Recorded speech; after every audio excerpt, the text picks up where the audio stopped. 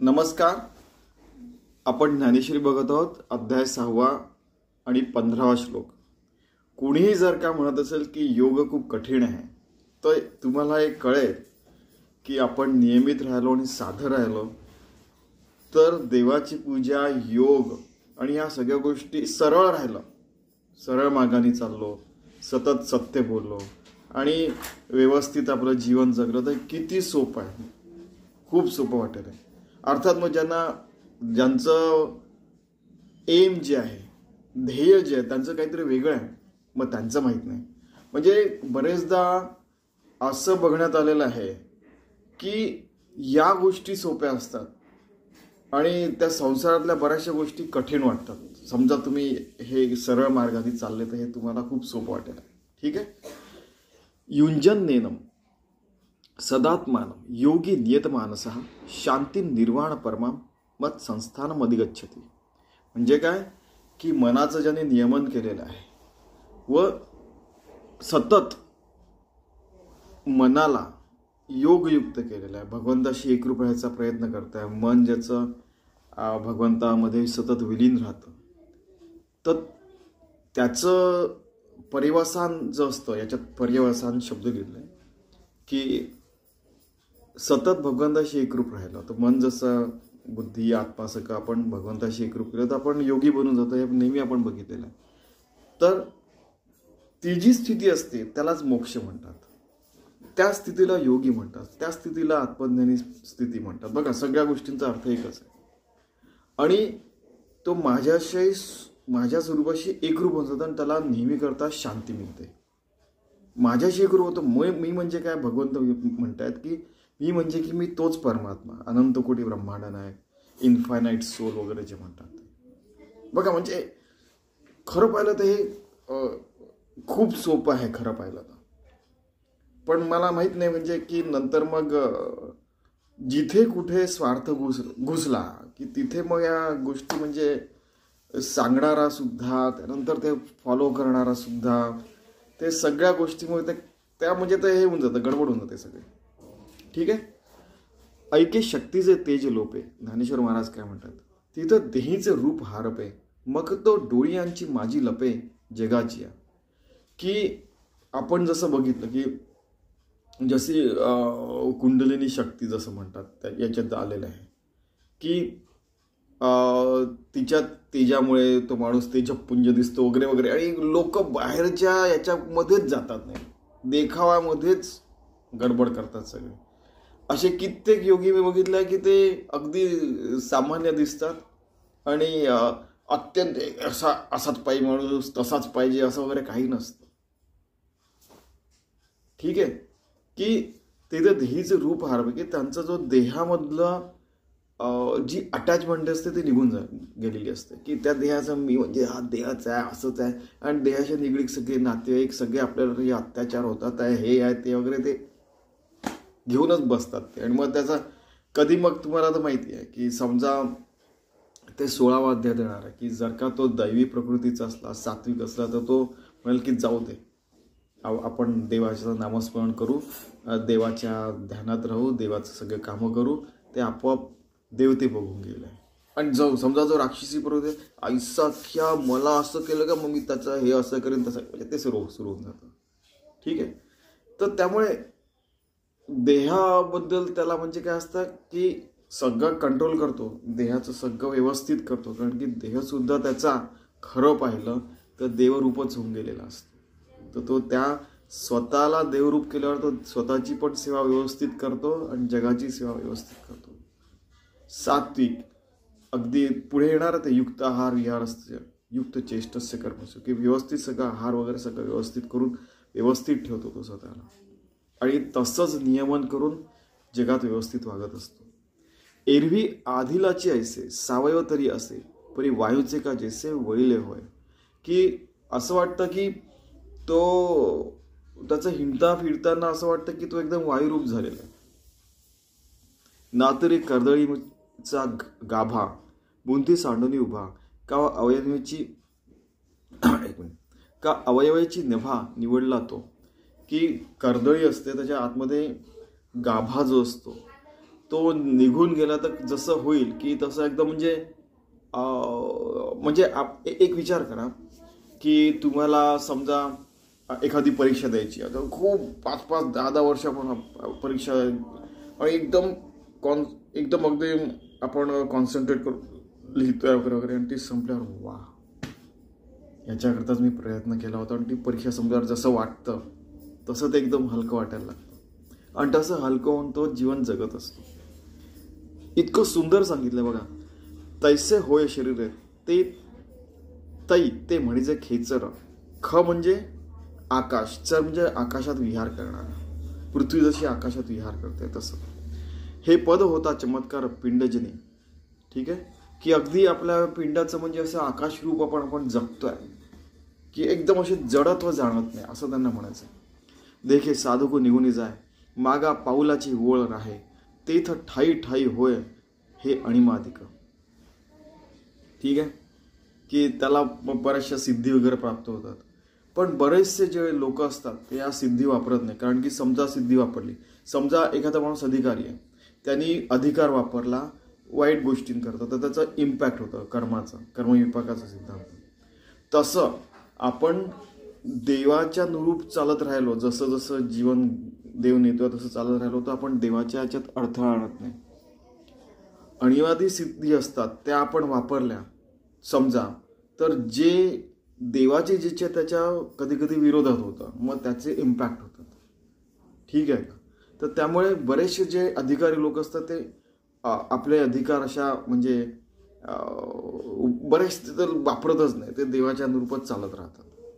परी तेणे काय काय काय काज आपण अवधारी ऐसा धनंजया, लोप आती भूतत्रया धीचा दे.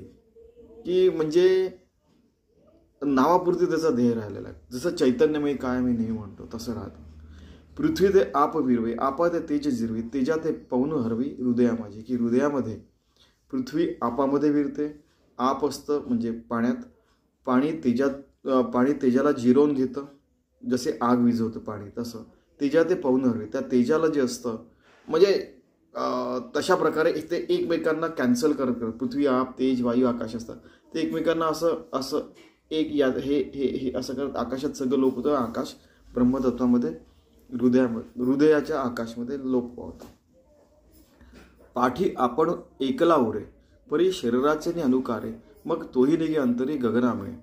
ठीक आहे, तेच सांगितलं आता. ते वेळी कुंडलिनी हे भाष जाय, मारुत ऐसे नाम, की होय परी शक्ती पण ते आहे जवन मिळे शिव. की ते कुंडलिनीची जी शक्ती असते ती म्हणजे जीवाची जी शक्ती असते, जीवही शिवरूप आहे, तो शिवरूप तोच इन्फायनाइट शिव, अनंत शिव आहे, त्याच्यात जाऊन मिळतो. म्हणजे आपला जशी मुंगी निघाली आकाशी, भेदूनी गेली गगनाचे, म्हणजे इवन मुक्ताबाईंनी म्हटलं की त्यांचा जीव आहे आकाशामध्ये जाऊन परमात्म्यात विलीन झालेला आहे, असं होऊन जातं. मग जालंधर सांडी ककारांत फोडी, गगनाची पहाडी पैठी होय. की म्हणजे जालंधर बंध वगैरे ते सगळे जे असतात ते आसनांच्या पलीकडे जातो तो सरळ सरळ. ते ओंकाराची पाठी, पाय देतो उठावटी, पश्चंतीची पावटी मागा घाली. की ओंकार जे आहे माहिती आहे तुम्हाला, वैखरी पश्चंती सगळ्या ज्या आहेत आणि परा पश्चंती वगैरे आहेत, या सगळ्यांच्या पलीकडे जातात. म्हणजे आपण त्या परमात्म्याचं वर्णनच करू शकत नाही सरळ सरळ, आणि त्या परमात्म्याशी आपण एकरूप झालेलो असतो, त्यामुळे आपण स्वतःचंही पूर्ण वर्णन करू शकत नाही. आता लोक असतात की आपण काही कामं केले तर त्याच्यात काही जण असतात क्रिटिक्स असतात, ते नेहमी चुकाच काढत असतात, टपलेलेच असतात. तर ते त्या लोकांचं त्या ज्या संसारातल्या गोष्टी ते सोडून दे. ठीक आहे, म्हणजे या घातक ज्या गोष्टी आहेत. ठीक आहे, आणि या सगळ्या गोष्टींमुळेच सध्या जे पोल्युशन वगैरे सुरू आहे ते याच्यामुळेच आहे, की या लोकांच्या अशा वागण्यामुळे, राक्षसी प्रवृत्तीमुळेच ते गडबड सुरू आहे सगळे. पुढा तन्मात्रा अर्धवेळी, आकाशाचे अंतरे भरती गमे सागरी सरिता जैशी. की गंगा नदी आहे, सागराला जाऊन मिळते, तसं आपला जीव आहे तो परमात्म्यामध्ये जाऊन विलीन होऊन जातो. ठीक आहे, मग ब्रह्मरंध्री स्थिरावणी, ब्रह्मरंध्र म्हणजे इथे. ठीक आहे, स्थिरावणी सोहम भावाची बाह्या पसरुनी, परमात्मा लिंगा धावणी अंगाकडे, की या ब्रह्मरिंद्रावर तिथे जाऊन ते होतं एकरूप. सोहमभाव, 6 त्या भगवंताशी आपण एकरूप होऊन जातो. सरळ सरळ, कॉम्प्लिकेटेड अर्थ नाही, सरळ अर्थ घ्यायचे आणि सरळ जीवन जगायचं आणि सरळ चालत राहायचं. ठीक आहे. तव महाभूतांची जवनिक फिटे, मग धुमीची होय झाटे, तेथ गगनासक आटे समरसिती. गगनाशी म्हणजे आधीच सांगितलं, पृथ्वी, आप, तेज, वायू, आकाश. आकाश पण त्या ब्रह्मतत्वात एकरूप होतं, जीव परमात्मात एकरूप होतं आणि सगळं समरस होऊन जातं. सगळं पूर्ण त्याचं मिळून समरस होतं. तुम्हाला ते माहिती आहे. पै मेघाचे मुखी निवडला, समुद्र का ओघी पडिला, तो मागुता जैसा आला आपण पेया. की मग काय होतं की आपण परमात्माशी एकरूप झालो म्हणजे मग काय आपण मेलो का?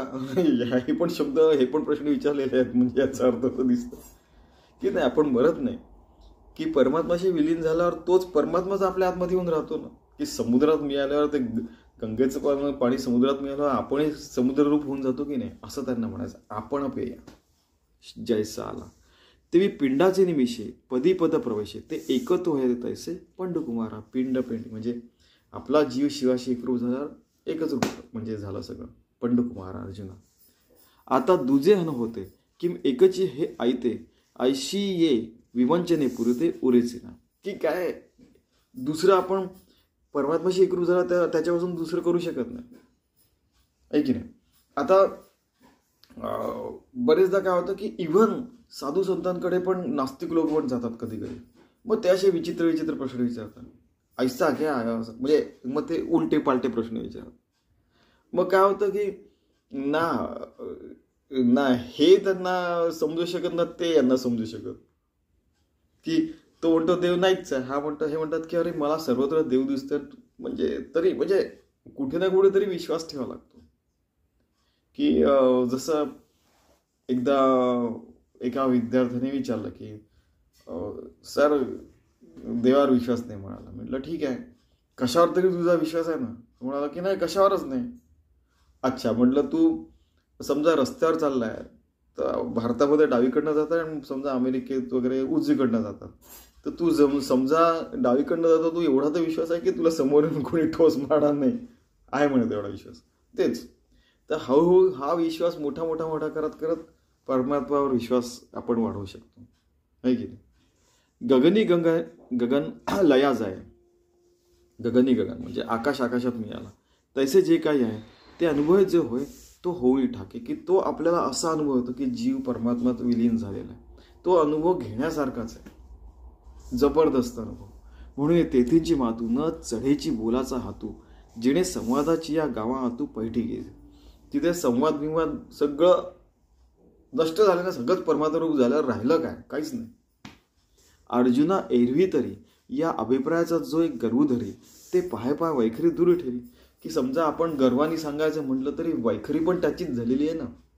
जो परमात्माशी एकरूप झाला तो गर्व कसता राहिला मग, आहे की नाही. आणि गर्वाने बोललं तर मग परमात्माशी आपण वेगळं झालं म्हणून बोलतोय, आहे की नाही. परमात्माशी एकरूप झाल्यावर आपण बोललो तर परमात्माच बोलतोय. आणि परमात्माशी आपण मैं तेरे को उठा के फेक दूंगा आपण समजा असं म्हणतोय, तर याचा अर्थ की आपण स्वतःला देह समजतोय आणि मग आपण ते बोलतोय. पण परमात्माशीच एकरूप झाल्यावर जो बोलतोय तो परमात्माच बोलतो की नाही. किती सुंदर आहे बघ. हे मी नाही, वैखरी म्हणजे आपली जिव्हा जे बोलतात. हे ज्ञानेश्वर महाराज म्हणतात, भ्रूलता मागिलीकडे मकाराचे अंगण मांडे, सड्या प्राणा साकडे गगना येता.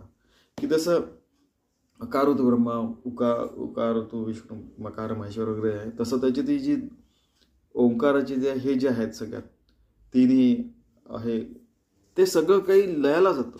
पाठी तेथेची जो भासला तेव्हा शब्दांचा दिवा मावळला, मग त्याची वरी आटू भविंदला आकाश सगळं काही आटून जातं, परमात्माशी एकरूप होऊन जातं. आता महाशून्याचा डोळे जिथं गगनासीची ठाव नाही, तेथं तागा लागेल काही बोलाचा या. की आता सगळंच्या सगळं मावलं तर महाशून्य झालं, ते शून्य अवस्था, आहे की नाही. ते यावर कधी कधी असतं ना की तुम्ही बघा 4-5 लोकांना तुम्ही बघा की त्यांना सांगितलं की हे प्रूव्ह करून दाखवा, तुम्हाला की आठ मेरा सच आहे वगैरे जे असतं ना, तसं महाशून्य म्हणजे काही धर्म फक्त शून्याच्याच गोष्टी करतात, आपण महाशून्याच्या गोष्टी करतो. मग त्याच्या याच्यात मी हे पण प्रूव्ह करून दाखवलं होतं त्यावेळेला. किती वर्षाचं होतो मी तेव्हा? 15 वर्षाचं होतो बहुतेक. तेव्हा म्हटलं शून्य आणि इन्फायनाईट मी एकच आहे, मी प्रूव्ह करून दाखवतो. अरे ज्या मग मुलं आले, मग मी त्यांना सांगितलं की महाशून्य, समजा सगळं मावलं तर काय झालं, शून्य वाजता. पण जीव आपला परमात्मात विलीन झाला म्हणजे आपण इन्फायनाईट आहे की झिरो आहे?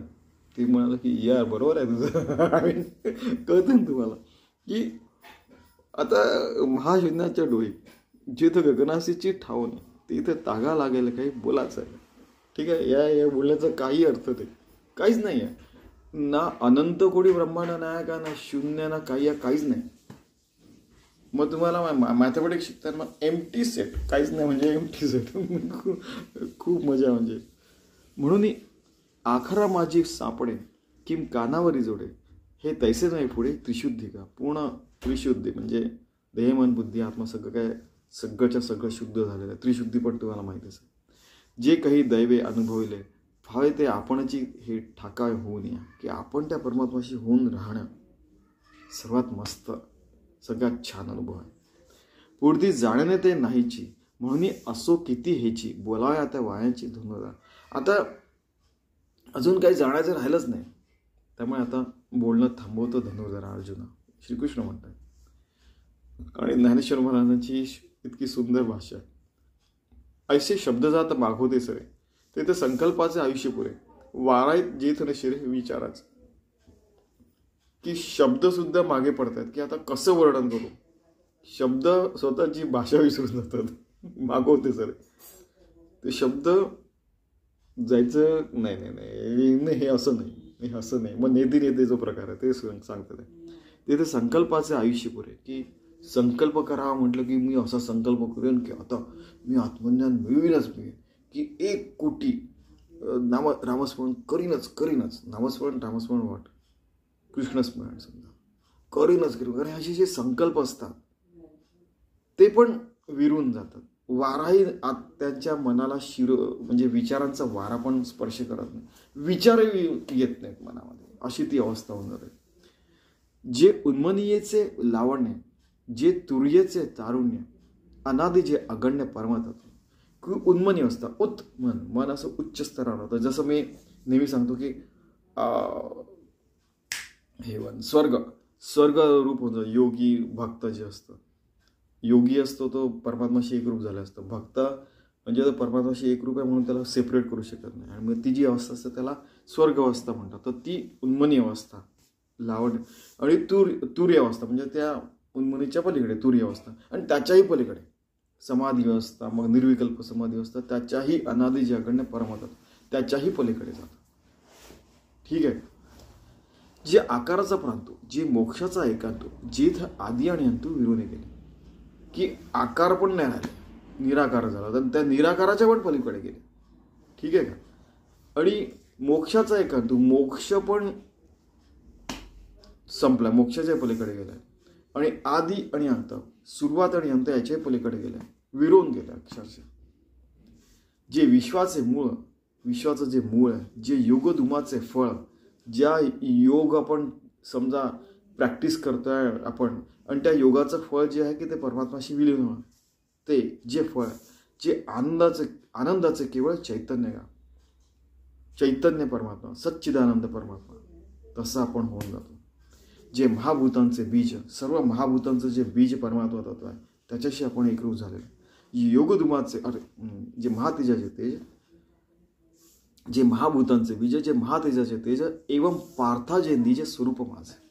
महातेजाचं तेज, पण ते मार्तंड जे ताप आहे, पण ते तेज आहे, पण ते लोकांना ते आग दाखवत नाही. म्हणजे ते पार्था एवं निज स्वरूप माझे, ते माझं स्वरूप आहे पार्था.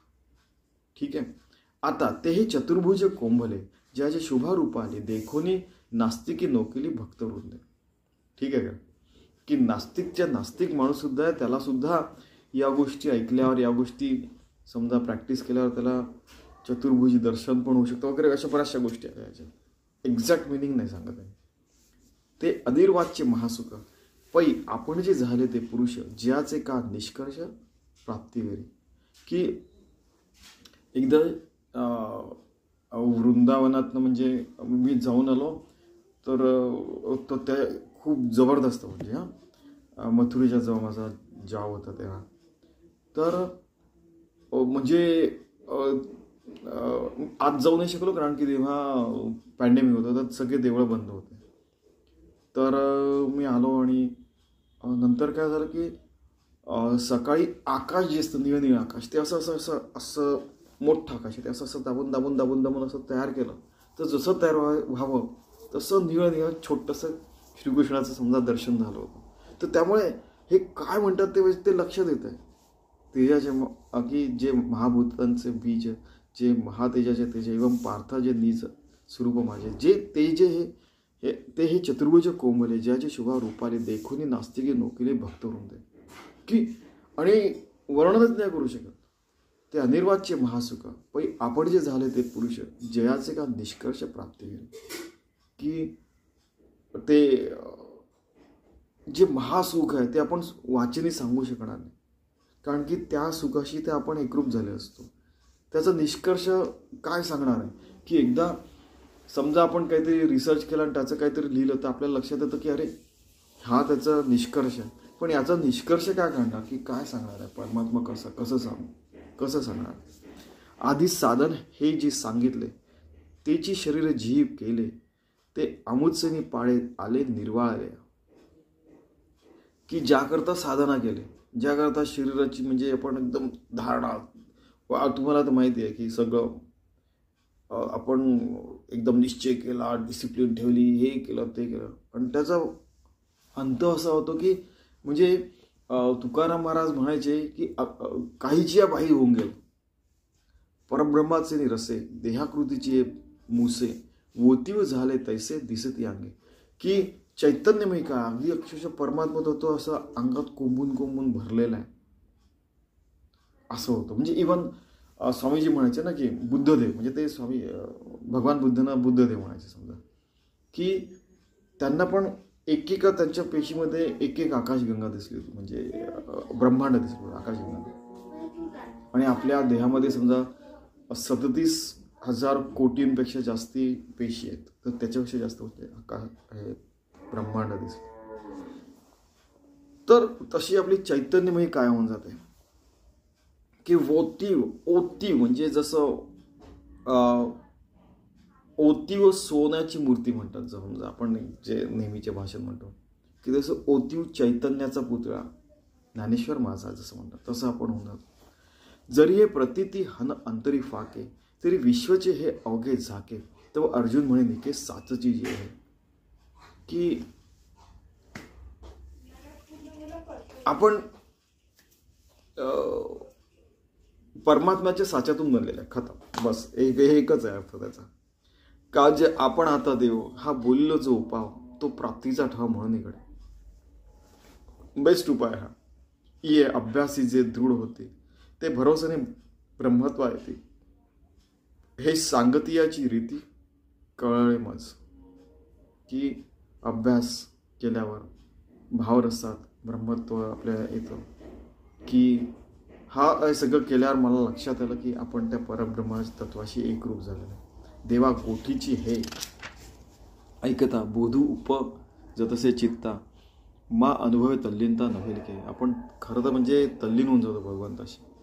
म्हणून येथ काही अनारिसे नाही, परी नाव भरी चित्त दे बोलाय का. की परमात्माशी एकरूप राहिल्यावर दुसरं राहणारच काय, काहीच नाही. सरळ सरळ या वाक्याचा अर्थ. आता कृष्णा तुला सांगितला योग, तो मना तरी आला चांगू, परी न शके करू पांगू योग्यतेचा. आता अर्जुन म्हणतोय की अरे कृष्णा तू हे सगळं सांगितलं, पण योग्यता असलेल्याच माणसाला हे मिळेल ना, योग्यता नसेल तर कसं होईल. आता त्यावर श्रीकृष्ण सांगतात की कुणाची योग्यता असते वगैरे वगैरे. जसं युक्ताहार विहार असते ते पुढे येणार आहे 1-2 श्लोकांनंतर. तर ती जी असते योग्यता, ती असल्यावर येतच हे सगळं. आणि खरं पाहिलं तर ही सगळी योग्यता असते ते सद्गुरू म्हणजे परमात्माच आपल्याकडनं करून घेत असतो. त्याच्याशिवाय वृक्षाचं पाने हलवू शकत नाही. आता कृष्णा तुला सांगितला योग, तो मना तरी आला चंगो, परी न शक्य करू पांगू योग्यतेचा. तर ठीक आहे, अर्जुन म्हणतात की योग्यता असल्यावरच दिसेल. हा म्हणतो आता सहज अंगिकच जेतुली आहे, तेतुलिया जरी सिद्ध झाली तरी हाची मार्ग सुखापाय अभ्यासेनं. तर तू सांगितलेला हा अभ्यास मार्ग मी नक्कीच सुखोपाय मला म्हणजे सुखाने आचरीन असं म्हणतो. ना तरी देव जैसे सांगितलेले सांगतील तैसे आपण जरी न ठकेल तरी योग्य ते वेळ होईल तेची पुसो. म्हणून योग्यतेबद्दल ते विचारतोय. तुम्ही सांगितलं ठीक आहे देवा, जीवीची ऐशी धारणा म्हणून पुसा झाले कारण मग म्हणे तरी आपण चित्त द्यायचो. आता जीवानीच्या मनात हा विचार तुम्ही सांगितलं, आपण चित्त देऊन ऐकलं, तर आता तुम्ही पण ऐका, मी ऐकलं तुम्ही पण ऐका. म्हणजे किती किती सुंदर संवाद झालेला आहे नक्की. हा हो जी का अवधारीला हे जे साधनं तुम्ही निरोपेले आवडत्याही अभ्यासाले फावश्यक आहे. पा अवधारीले म्हणून अवधारीले ते शेवटल्या याच्यात पसायदानामध्ये पण हे शब्द आलेले अवधारीला म्हणजे की योग्यते विण नाही ऐसे हन आहे काय तिथे कृष्ण म्हणते तरी काही अधनुर्धरा. तर श्रीकृष्ण म्हणतात की खरंच योग्यते विण होऊ शकत नाही. जे काज कीर निर्वाण परी आणखी जे काही साधारण ते अधिकाराचे ओढवे विण काय सिद्धीच आहे. आपला अधिकार नसला तर आपण अभ्यासाने आपण अधिकार मिळू शकतो.